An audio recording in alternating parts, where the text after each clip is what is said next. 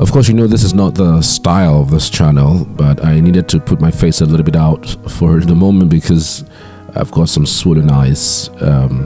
So I just want to tell the story as better as I can. So I'll be as quick as possible. In what has now become one of the darkest stories in Nigeria's media space, the nation is mourning the gruesome killing of Arise News anchor Somtochukwu Christelle Maduagu, fondly known as Somi.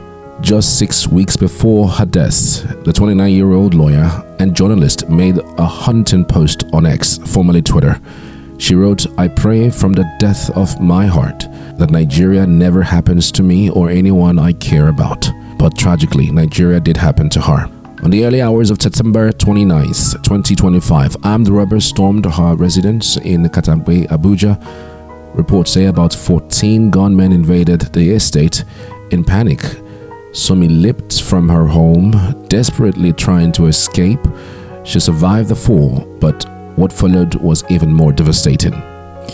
Sources reveal that when security operatives were alerted, the police reportedly said there was no fuel in their patrol vehicle. By the time they eventually responded, the damage was done. Somi and an injured security guard were rushed to a hospital, but there she was tragically rejected. According to her colleague, Oju Ogbe, she did not die on the spot. She went to the hospital, but she was rejected. Somi's life could have been saved, but the hospital turned her away. Because, like she stated, Nigeria happened to her. I reached out to our correspondent in Abuja, who detailed the circumstances surrounding her death. She jumped down from her home when she heard about 14 armed robbers came to her home. And she did not die on the spot, Dr. Abati. She went to the hospital and she was rejected. And I'll tell you the name of that hospital. If you can continue with your thoughts, I'll bring out the name of that hospital, because this really is a tragic, tragic incident. Somi's life could have been saved, but the hospital rejected her. Dr. Abati, go ahead. Her chilling posts now feels like a prophecy fulfilled. Nigerians online are grieving, many saying they are even more heartbroken because Nigeria finally happened to her. Condolences have poured in from all corners of the nation. Arise News described her as a cherished colleague and a vibrant voice that connected with millions. Governors, ministers, colleagues, and viewers alike have called her passing a national tragedy. Governor Peter Obi of Enugu State described her as a shining light extinguished too soon. The Minister of Information, Mohammed Idris, called her death a grievous loss not only to Arise but to the entire Nigerian media industry. Even the chairman of Arise and the state group, Prince Nduka Obaibena, received condolence letters from state governors describing Somi as a rising star, a true daughter of the soil, whose voice resonated in homes and hearts across Nigeria. And I'll just take comfort in our last conversation and all the plans that you had for your life. You're so beautiful. Inside and outside, and even in death, you were still so beautiful.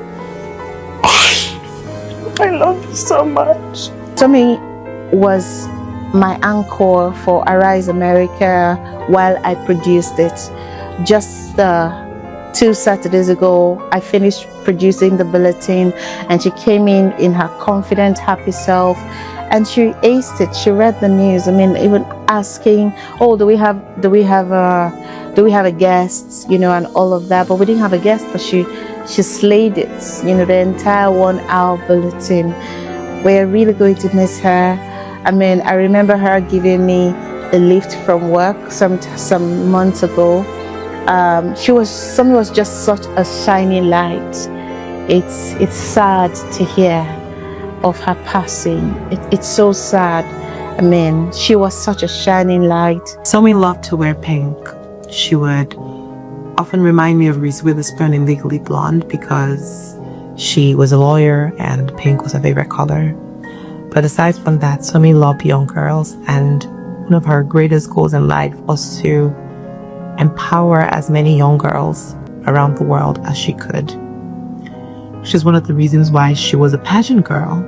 She was a very, very successful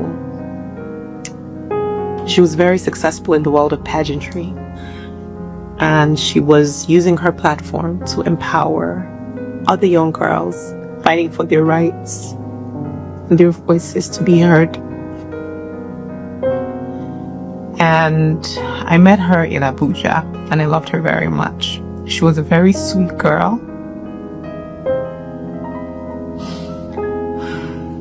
But beyond the tributes lies a bitter reality. A promising young woman's life was cut short, not just by robbers, but by the very system that failed her. Security lapses, slow response, and medical rejection.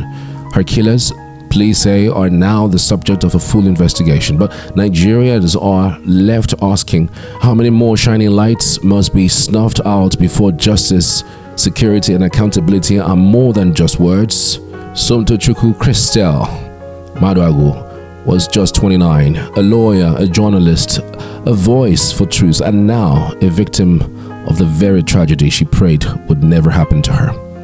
May her soul rest in peace. Let's take some reactions regarding this development. Being robbed in your house is one of the scariest things ever. Aphrodite says, armed robbers enter your house, you no take money, you no take your car, went straight to your bedside, 6 feet now, you are down. Which armed robber no want money?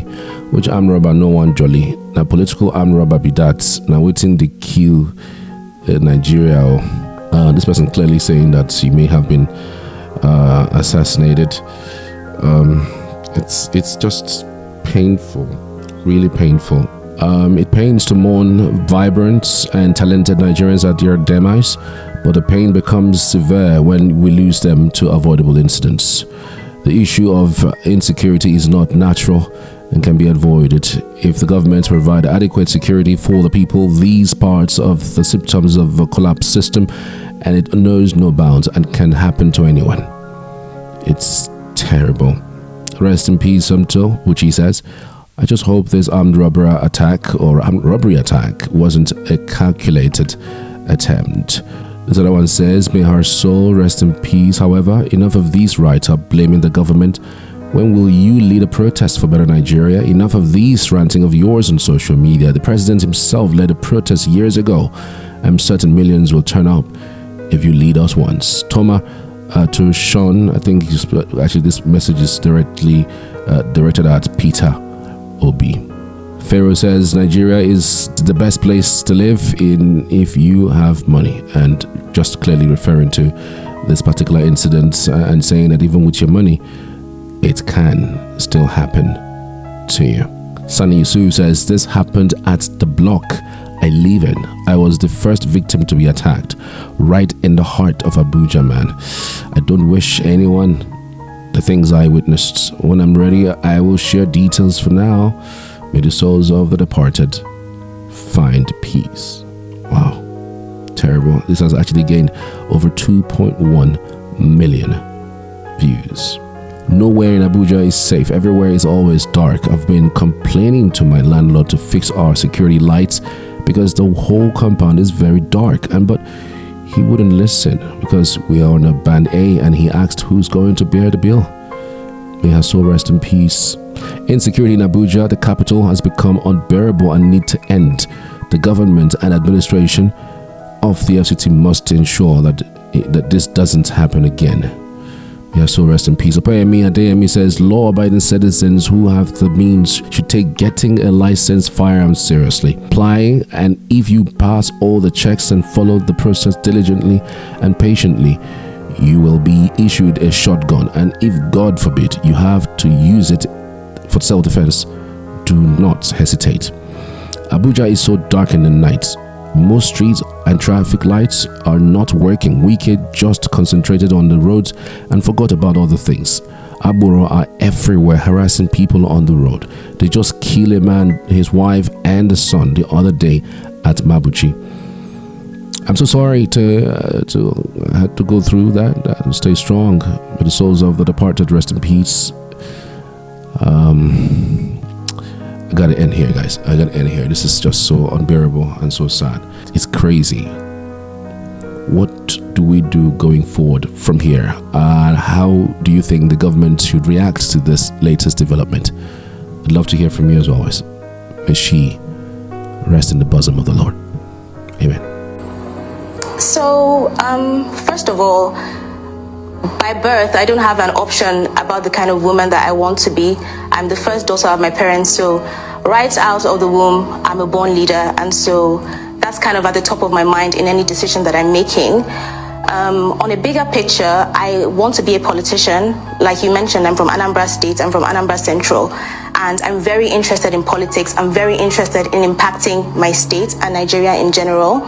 And I moved to London at the end of my National Youth Service program, you know, like everyone does, just jackpot, trying to make some money. And I just felt very unfulfilled. I was making more money than I ever would in Nigeria, but I just felt very unfulfilled. So the kind of woman I want to be is definitely having positive impact in Nigeria. She's definitely taking up space. She's definitely not just talking about increasing female participation in politics. She's actually doing something to make that happen.